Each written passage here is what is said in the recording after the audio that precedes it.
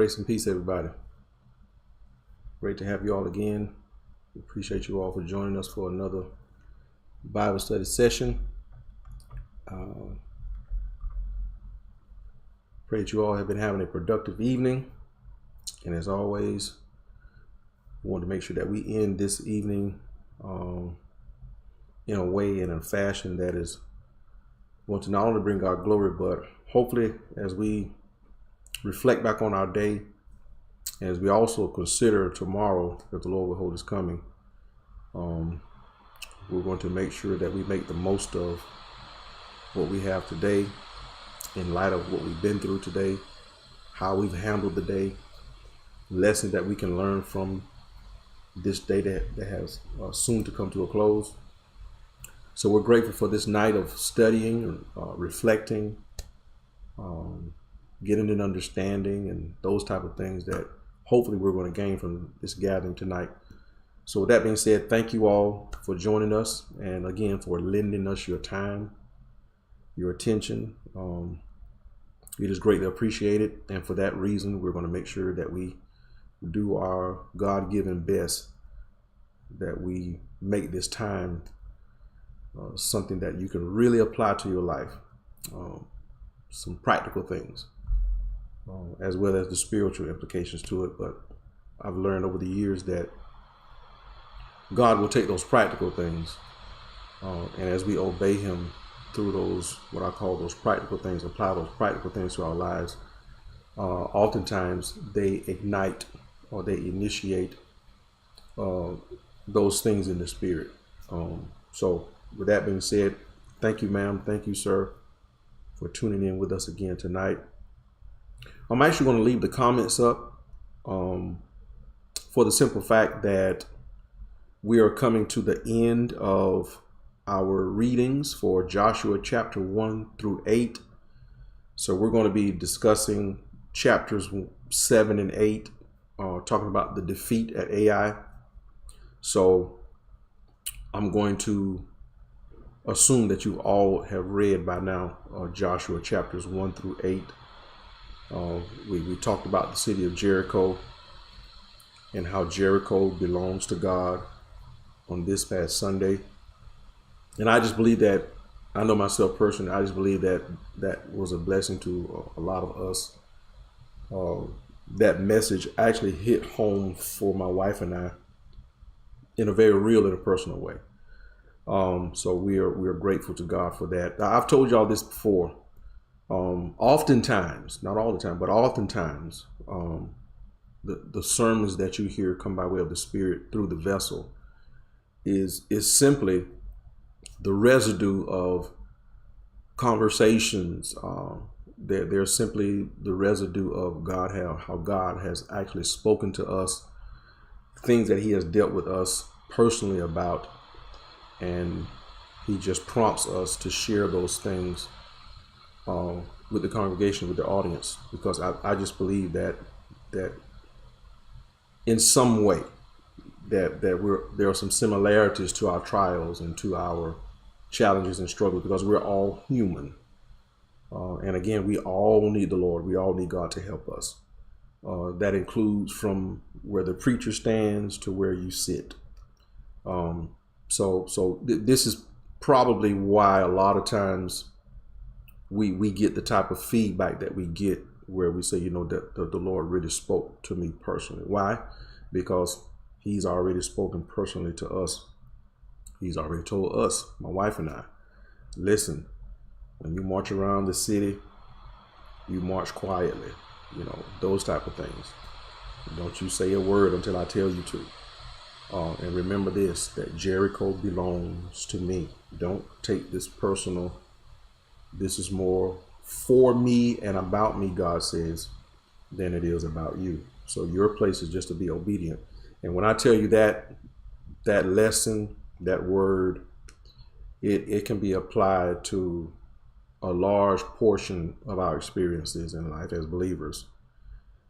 As we're going to see tonight, further evidence and teachings as to the significance of just obeying God, just simply doing what God says.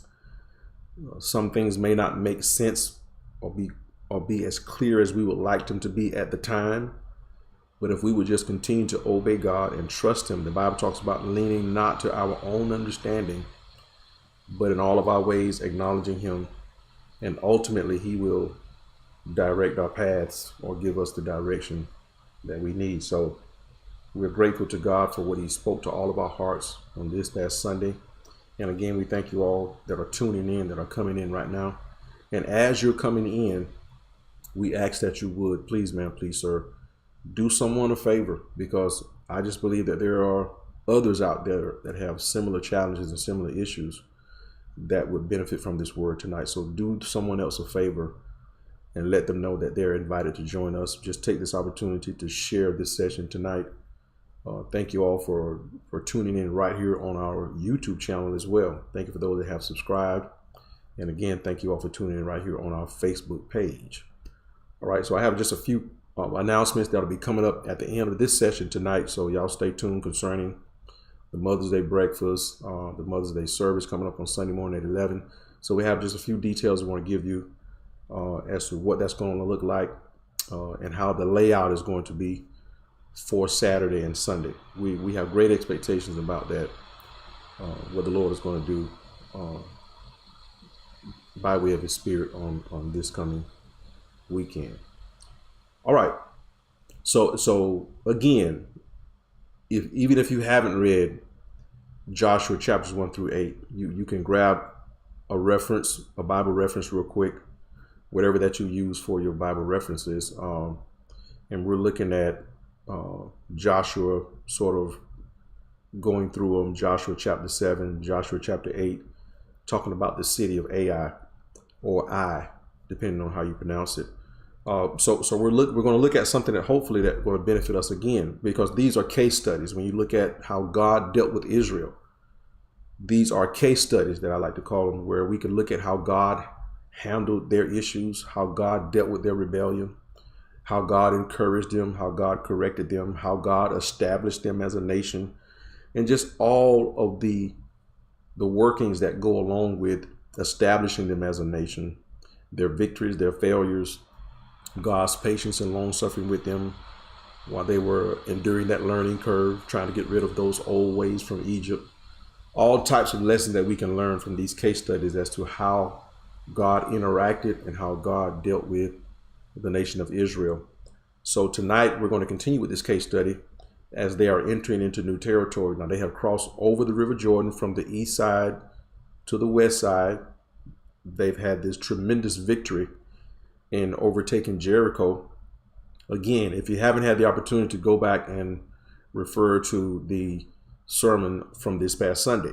So they just experienced this tremendous victory by the hand of God, in watching how obedience is significant, and the importance and the power that goes along with just obeying God and leaving everything else out, and leaving how you want it done, or how you think it should be done, by just simply obeying God. Listen, there is power in obeying God.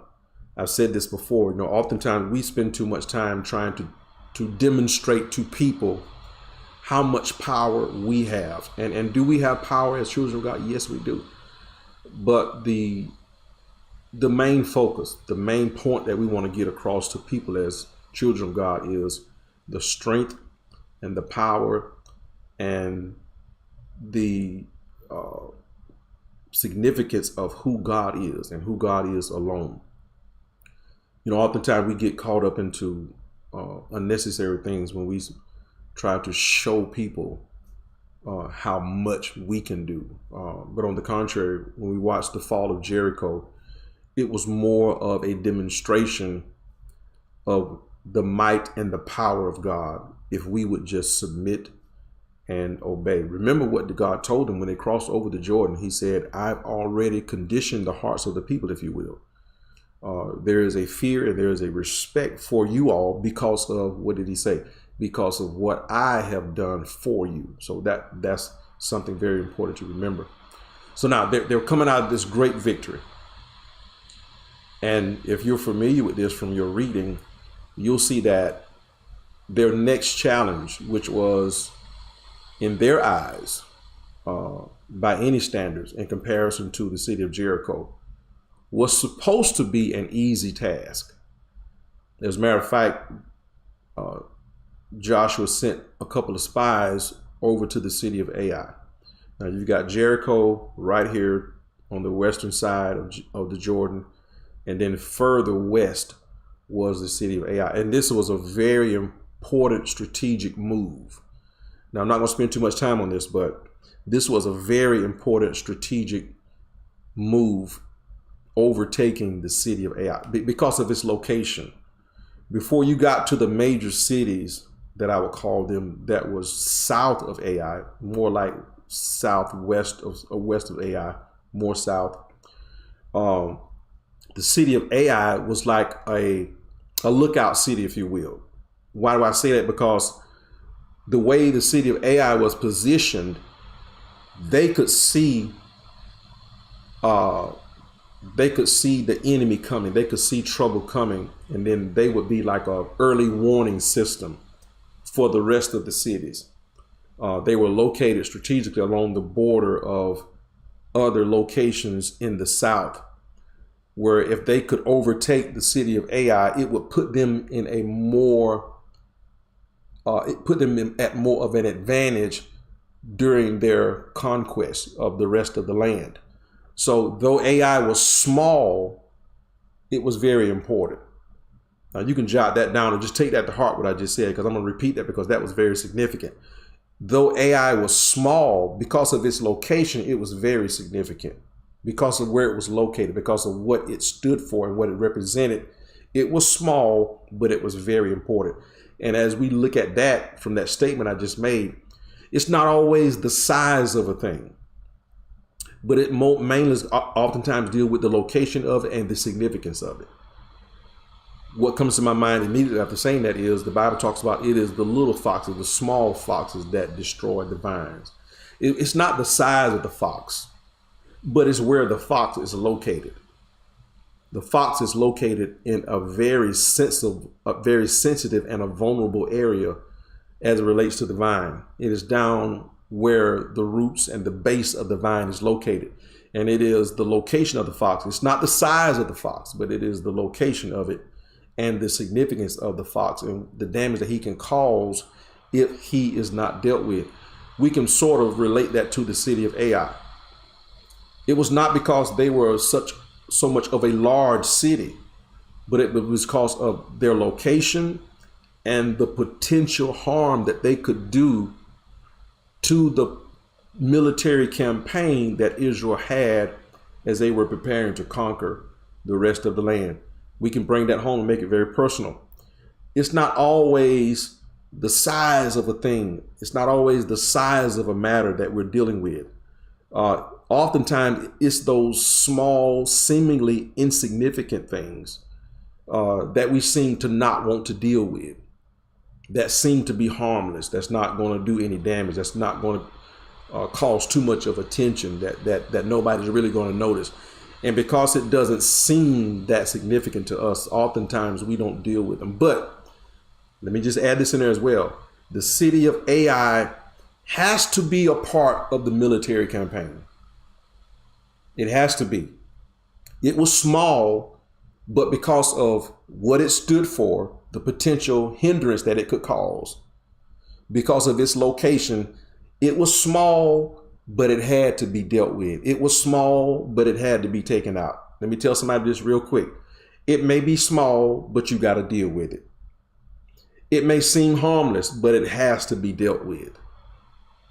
Not because of its size, but because of the further damage that it could cause to the rest of the plan if you don't deal with it right now. So what I'm covering right now is why Ai. If I had to put a slide up on the screen, it would say, why the city of Ai? If it's so small, if it only took 3,000 men, then why even bother with the city of Ai if it's so small? Because of its location, because of the potential harm and damage that it could create with the rest of the plan, with the rest of the military campaign. Again, the same can apply to you and I. Why my temper? Why my attitude? Why it just seems like it's so insignificant? You know, it seems like that, well, God would understand because it's not a big issue. It's because of its location. It's because of where it is. It's because of the potential harm and danger that it could cause to the rest of the plan that God has for our lives. So why the city of Ai? Because of where it is. Why the city of Ai? Because it is in the way of the rest of the plan that God had for their lives. So why deal with that? Why do I have to address that? Why do I have to spend time sharpening that and making sure that I'm okay in that area? Just like in Sunday school, let me throw this out there. Why even have the lesson discussing fruit of the Spirit? Why are those attributes important? Because the small things matter. I'll say that one more time. Why? Because the small things matter. We are grateful for Sunday's attendances. We are grateful for the praise and the worship and the conferences, the Mother's Day programs, Father's Day programs, all of those things that we could do at any given time in our corporate gatherings. But when we adjourn from each other's presence, it is those small things. It is those small things that we must make sure that we deal with accordingly. So when we come to Sunday school, when we have Bible study sessions like this, when we have preaching and teaching that goes on, when you have your small group sessions and all those type of things, prayer groups gather together, what I hope that we are considering in either of those gatherings, all the way to your personal devotion time at home, what I prayerfully hope that you're considering is that not only that God would help us with big things. I'm not just praying that God would, heal cancer, diabetes, that what I would call, these huge things, these huge financial blessings and breakthroughs. Rightly so. But if we're not careful, those small things can be a hindrance to those larger things that we are petitioning God for.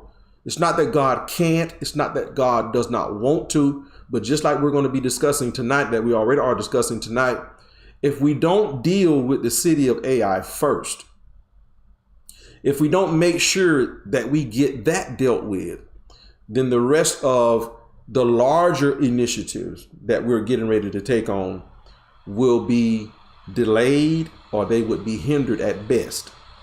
And I just feel like there are a lot of things that we could be doing. I really do. As a body, as individuals, I really feel like there are a lot of things that we could be doing more. I feel like we could be a lot further along in our progress as far as it relates to our individual walk, our kingdom agenda as a local body or the body of Christ at large. I really do feel like that we could be a lot further along with our kingdom objectives if we would take the opportunity to consider the city of Ai. We can't hit Jericho and then skip right over Ai because it's small and then go on to something so quote unquote bigger and more significant. No, Ai has to be dealt with. Ai has to be dealt with. So now that would be point one, if you will. Why the city of Ai? Again, if I had to have that on the screen, that would be my first point. Why the city of Ai? Because it's in the way. Nothing else can be done until we deal with the more what we call insignificant things. Those little discrete things that have the tendency to go unnoticed and undealt with. We've got to deal with that. So that's number one. Why the city of Ai? So just like we answered that question, or we addressed the answer to that question, why the city of Ai? Because it was small, but yet it had to be dealt with. Now let's bring this thing down to a much smaller scale. Now we're going to take a closer look at the sin of Achan. Remember we talked about how Ai had to be dealt with, even though it was small, it had to be dealt with. Well, guess what? We read already that when they went to spy out the city of Ai, They came back with a report and said, oh, this is going to be easy. It's going to be simple. As a matter of fact, there's no need in even sending the entire army. The spies came back and said, we're only going to need about 3,000 men at best, because you've already read it, right? So those 3,000 men, they set out to the city of Ai because, watch this, the situation was small, but it had to be dealt with, right? So in comparison to Jericho, this was going to be a piece of cake. So as you've already read, you saw how that when they attacked the city of Ai, they were put to shame.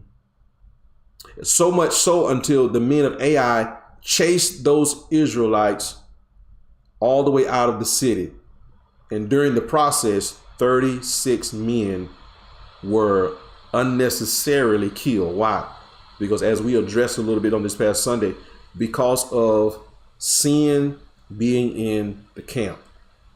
Remember, it wasn't the entire nation that sinned. It was just a little bit of sin in the camp. Y'all see the comparison? A small city that had to be dealt with so you could do bigger things. Guess what? There was an issue within the camp that had to be dealt with because it was causing huge problems. See how they parallel each other. Remember I told you about the case study and how we could learn lessons from this. So we can learn lessons from the city of Ai and how it was small, but it had to be dealt with. But guess what? Sin was in the camp, which is another lesson. And because sin was in the camp, wasn't a whole bunch. Remember I said it wasn't a whole bunch of people doing it. It was just a little bit of sin in the camp that went undealt with. And because someone was hiding something, they had something concealed in a place where they thought nobody would ever find out, and it hindered the progress of the whole camp. So now, a victory that was supposed to be easy, something that was supposed to be a breeze, turned out to be something that embarrassed and humiliated them. So much so that Joshua came back and fell on his face before God, put on sackcloth and ashes, and told God, hey, this is humiliating. We have been embarrassed. And notice what he said to God. How is this going to make you look? How is this going to make you look? So if you're following along, or if you remember or recall reading that part, look at what God told Joshua. He said, get up. And I just believe through my mind's eye, that sort of triggered God, if you will, if I can use that term. When he said, how is this going to make you look? It's actually in there, read it.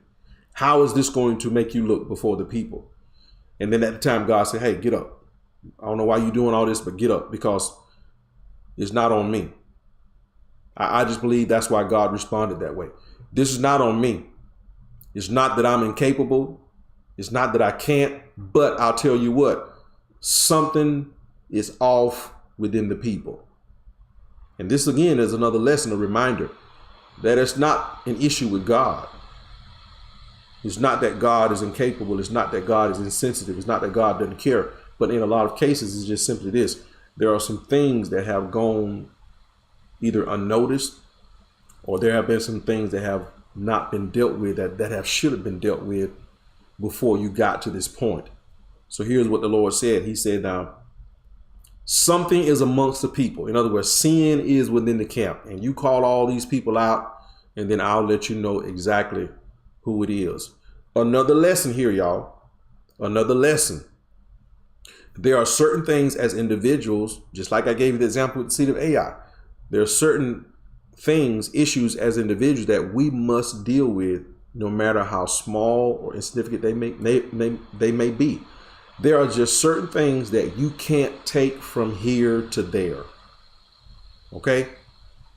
There are certain things that God told us to leave alone. In other words, let it burn. There are certain things that God has told us to leave it. Leave it in Jericho. Remember what the sermon said, Jericho belongs to me. Leave that stuff in Jericho. Let it burn with the rest of the stuff in Jericho, because you cannot take that from there and bring it over here and think that you're going to have the victory. And you say, well, it's not much. Well, it's only this. Well, it's only that. Or you may even say, well, nobody really knows. Well, it's not going to really hurt anybody.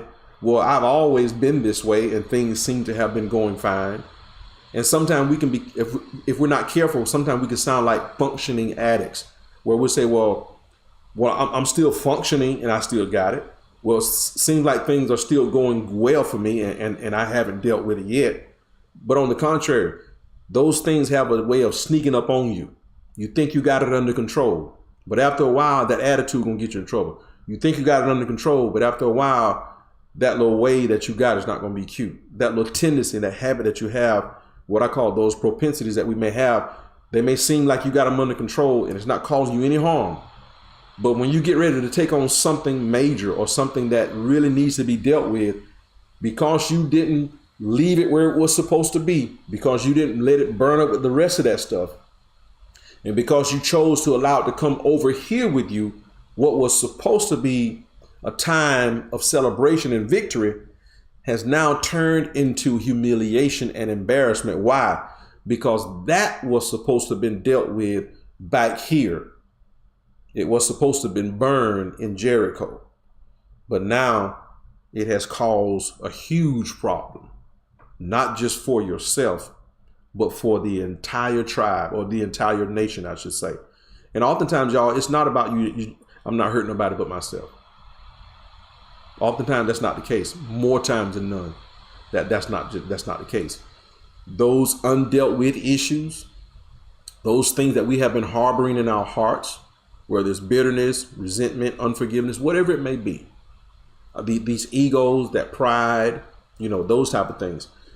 Oftentimes, they are hurting more people, more individuals than just yourself. Okay. So the Lord, of course, we covered a little bit on this past Sunday. He got to the bottom of it. Okay. He got to the bottom of it, pointed out exactly who it was.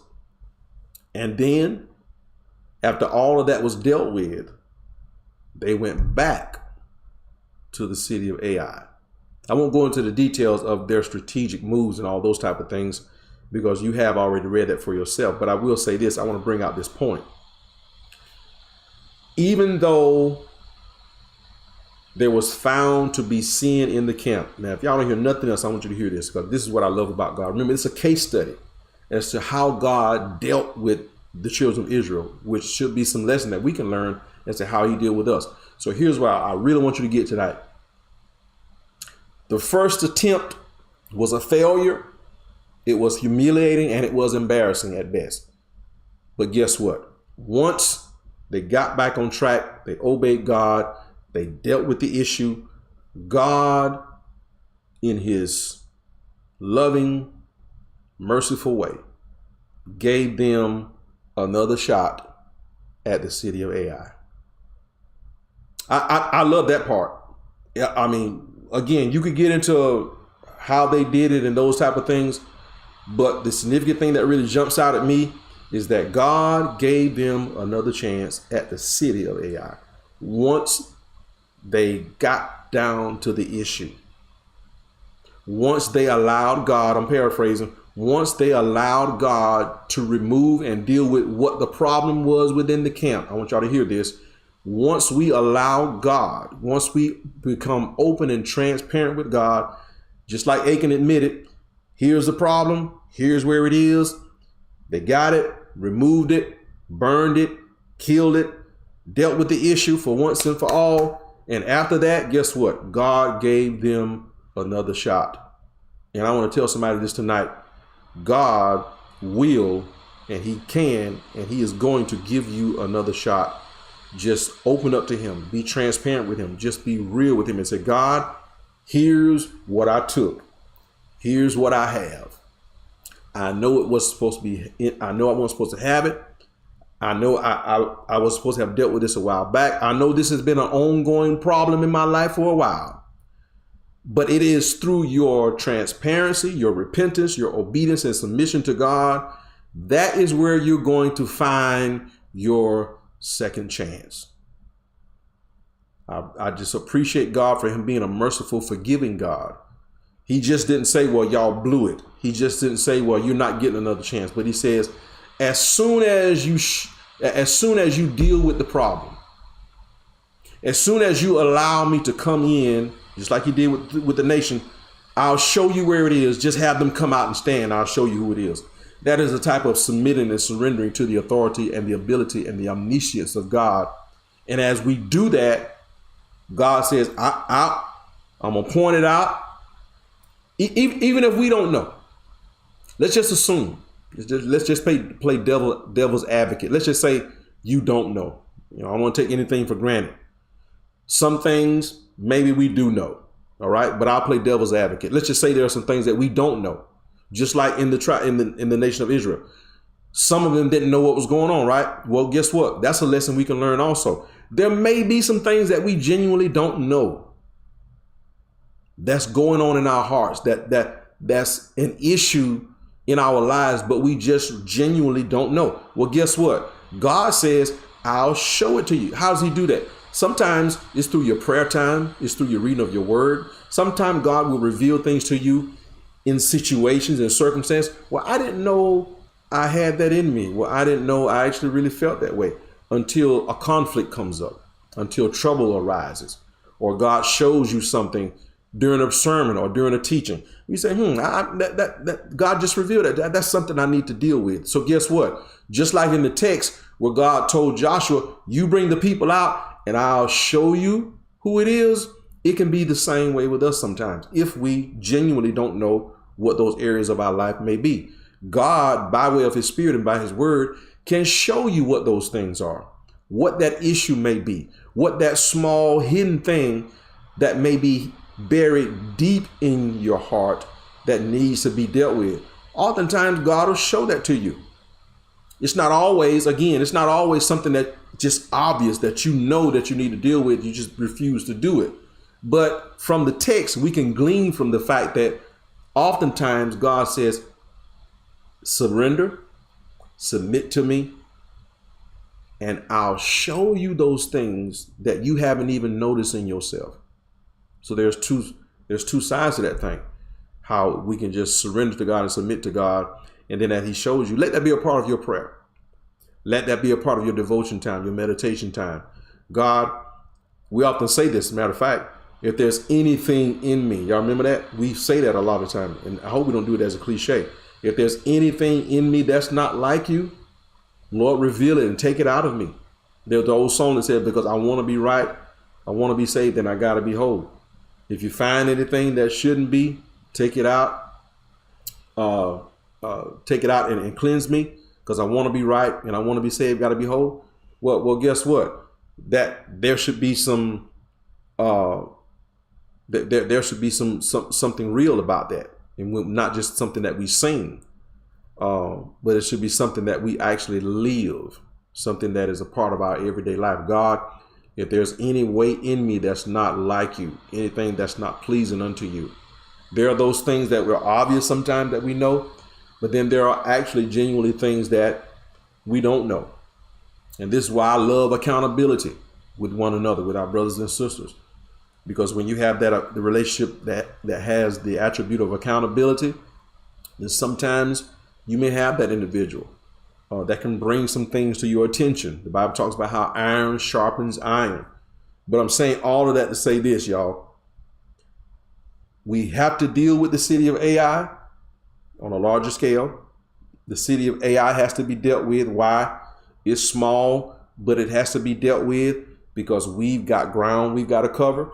And then even on a smaller scale, we saw how the small interference of sin on one man's part could hinder the whole military campaign progress. So what's the takeaway?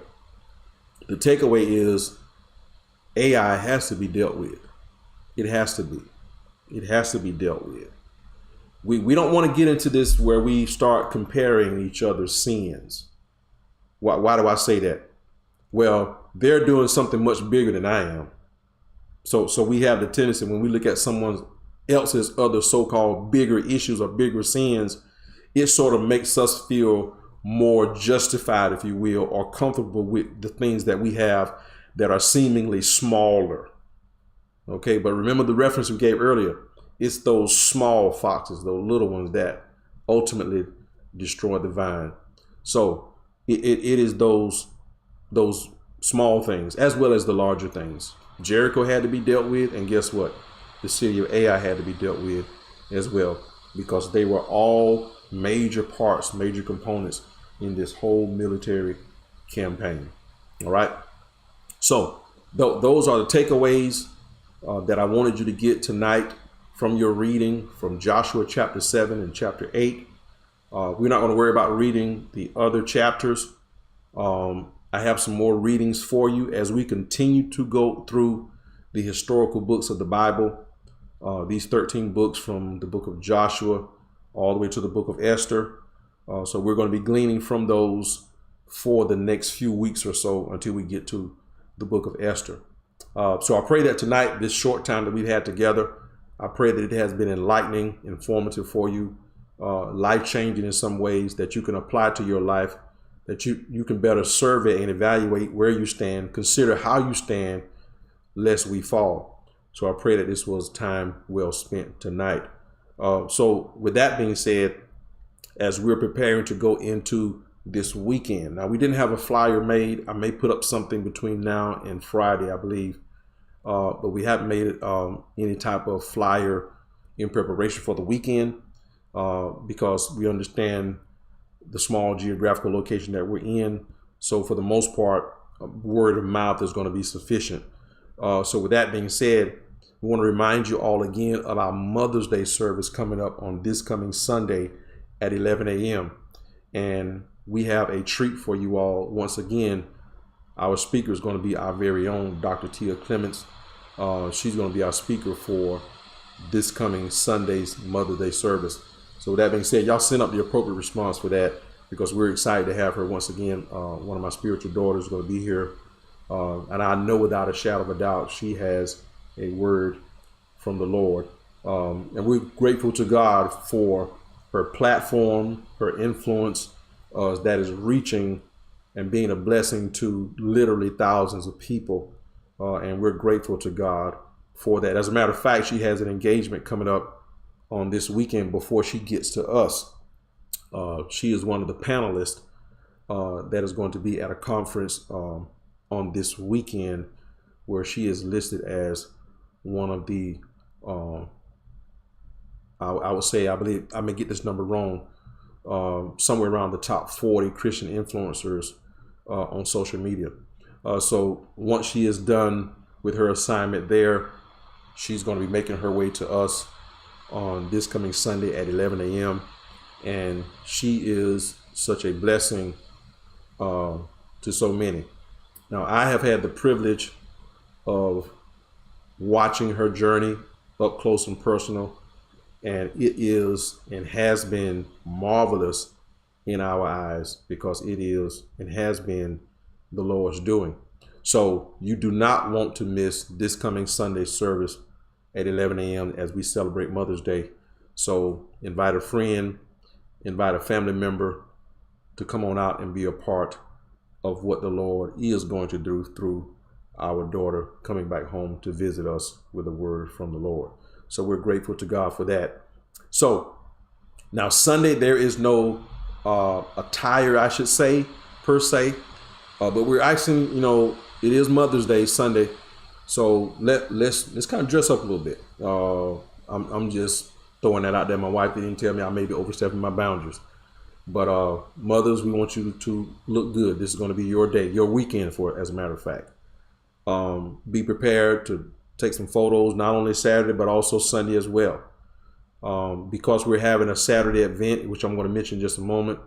We want to make sure that you have ample amount of time to take your mothers out on Sunday, to spend time with your mothers on Sunday, those type of things. I know a few people are going to be visiting their mothers' churches, so there's going to be a lot of moving parts going on Sunday morning.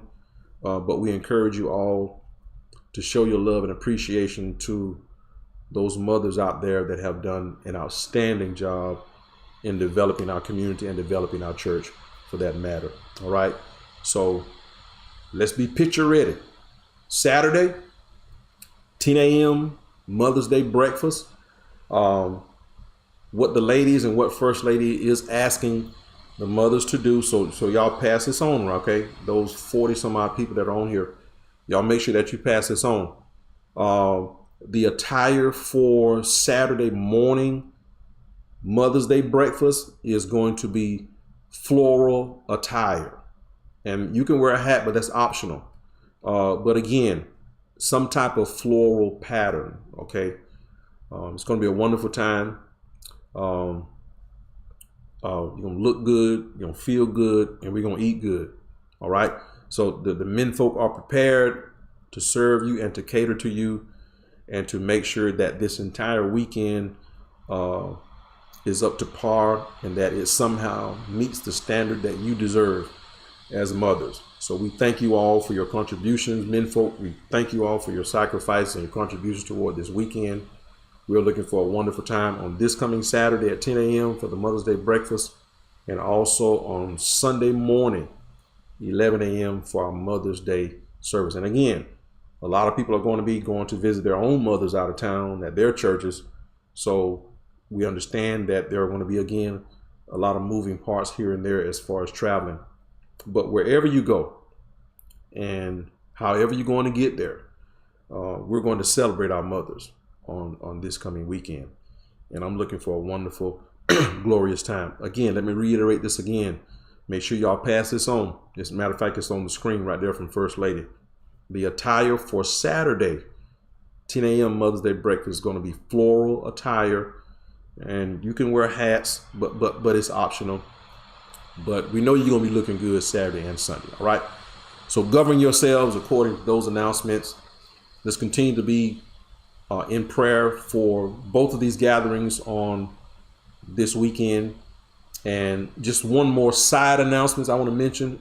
If you've driven by our property behind the Walmart store off Gaskin, our offsite location, they're having a revival starting Thursday night at that location, at our location.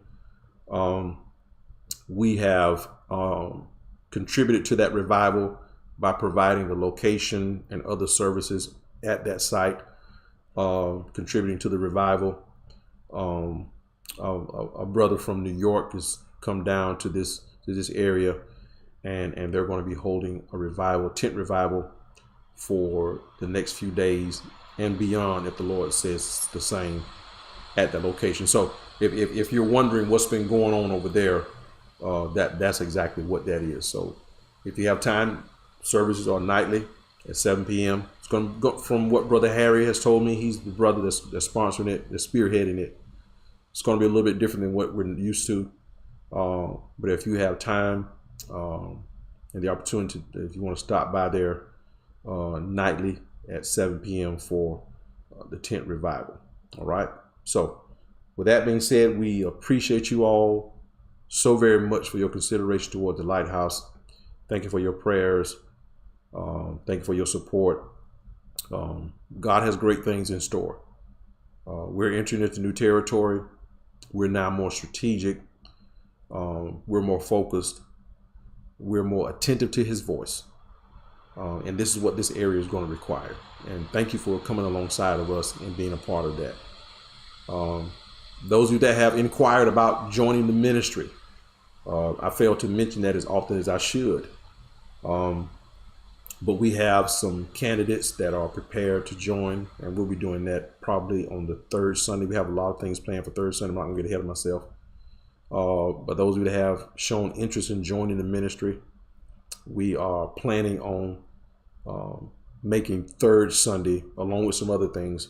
We're planning on making third Sunday that day that we'll be taking in the newest members of the Lighthouse. We thank God for growth. Most of all, we thank God for change and influence, and for people being fruitful and productive in this thing that we call life for his glory. All right. So with that being said, thank you all for joining us. As always, may God continue to strengthen your hands for the work that lies ahead. You all have a great evening. Grace and peace, everybody. We'll see you all on this coming weekend, Mother's Day.